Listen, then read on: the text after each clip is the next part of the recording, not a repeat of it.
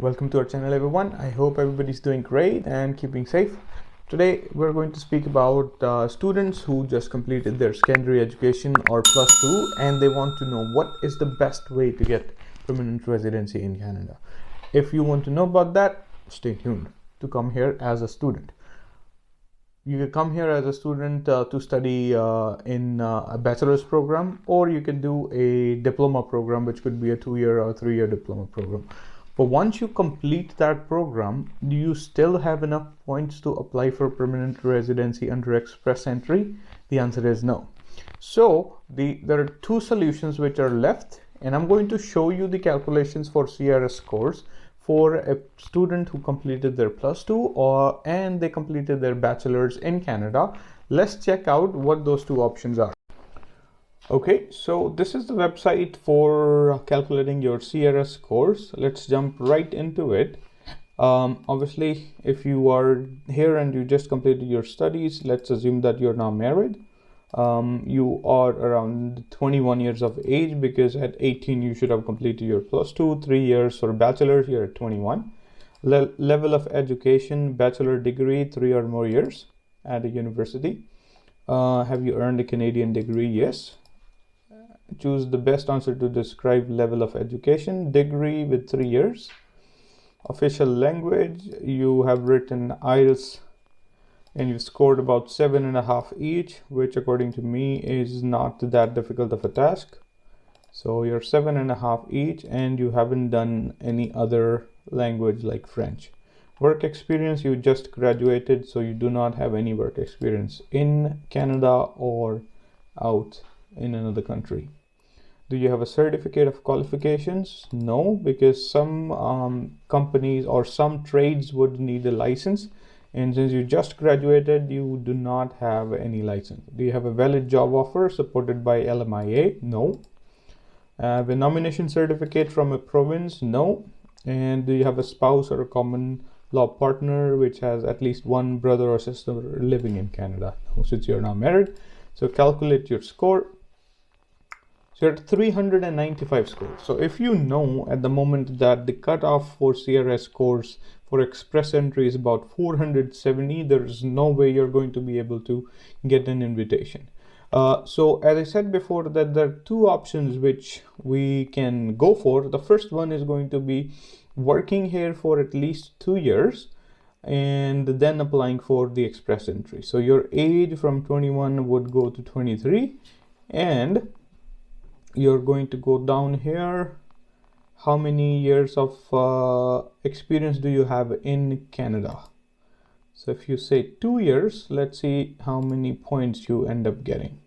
Now you're 473. So this is a good option if you want to come here as a student after +2. You can do your 3-year diploma or degree, and then you can work for 2 years, because you are going to get 3 years work permit, open work permit, and then you can apply for this program.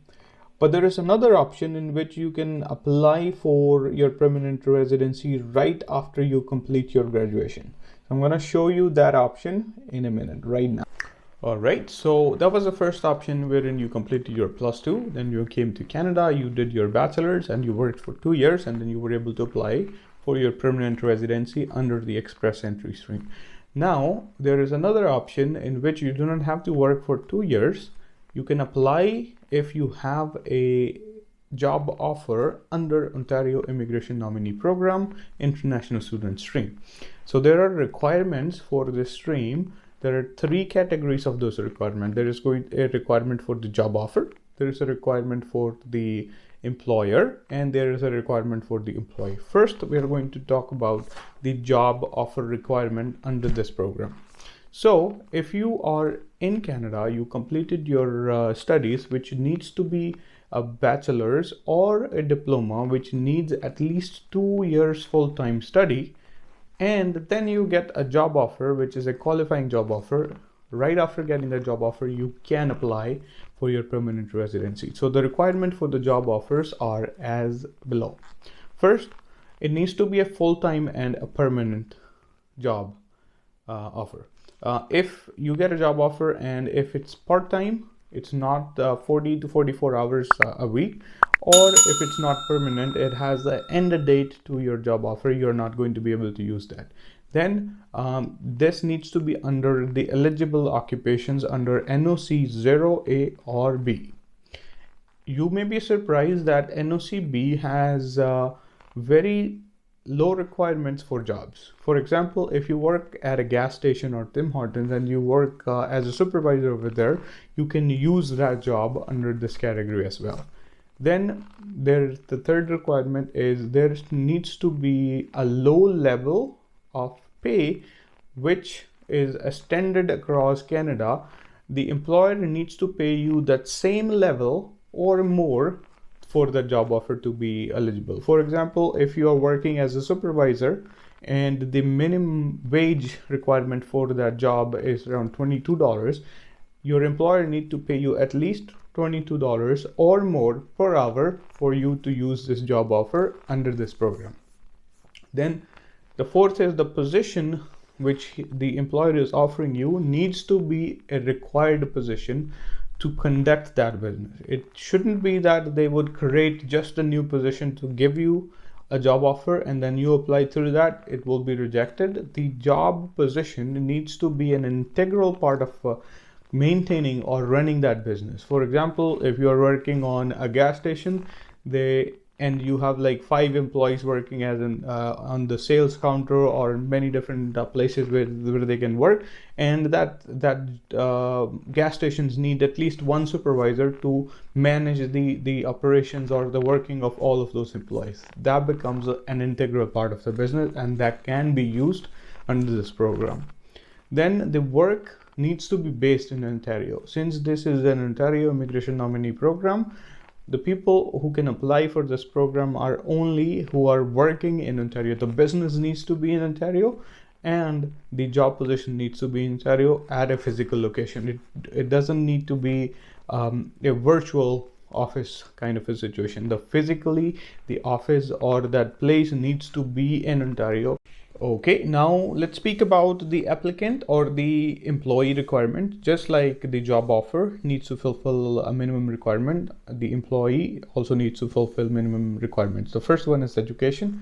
Your education in Canada needs to be at least 2 years or more, equivalent to a diploma or degree.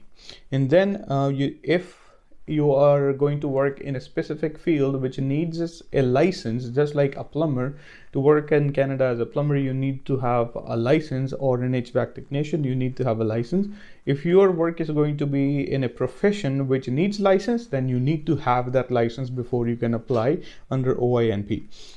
Then you need to show that your intention to live in Ontario, which could be established by living here, by having another family member living here, or by getting obviously a job offer from Ontario. Then if you are in Canada, you need to have a legal status to apply under this program. For example, that if you came here as a student, you should still be under a study permit, or you should get a work permit before you apply. If you are living in Canada without a status, your application is not going to be approved. Then the application period.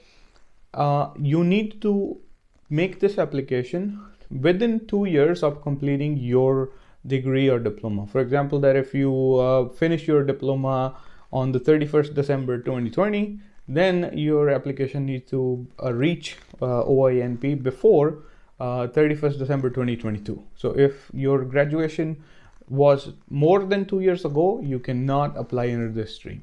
The last is employer requirements. Again, the employers needs to fulfill some requirements for them to be able to give you that job offer. The first one are some general requirements. Their business needs to be in operation for at least 3 years before they can actually use their business to give such kind of offer. If they have just opened the business 6 months ago, not going to be eligible. Then they need to have minimum employees. If they are working in Toronto, GTA, they need to have at least 5 employees which are permanent residents or Canadian citizens. If they are outside of GTA, could be in Kitchener, London, Sudbury, they need to have at least 3 employees which are permanent residents or Canadian citizens. Plus the next requirements is revenue. If they are in GTA, they need to make at least $1 million a year. If they're outside GTA, $500,000, which is about $500,000. Again, I spoke about the full-time employees. 5 if they are in GTA, 3 if they're outside of GTA. Then there is going to be an employer form. The employer needs to fill out that form with the specific information about their business, and then you're going to use that form along with your OINP application. Doing this, if you're able to find a job which is within NOC 0A, B categories, again B being one of the minimum requirements, some retail supervisors, a food chain supervisor would also be able to do this application under this program. You are going to be able to go online, fill this application, and apply for your permanent residency right after you graduate from a Canadian college or university. You do not need to get a 2-year work experience. So those are the two main ways of coming to Canada after +2 and getting your permanent residency as fast as you possibly can. All right, people? So if you like the contents of the video, please hit the like button, subscribe to the channel, and share it with your friends.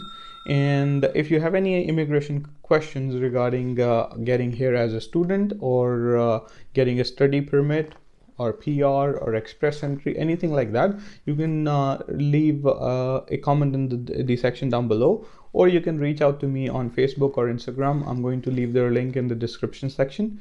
And I hope this information is helpful to people who are looking for specific information like this. And if you reach out to me, I'll try to be as helpful as I possibly can. In the meantime, thank you very much for watching the video, and stay safe, please.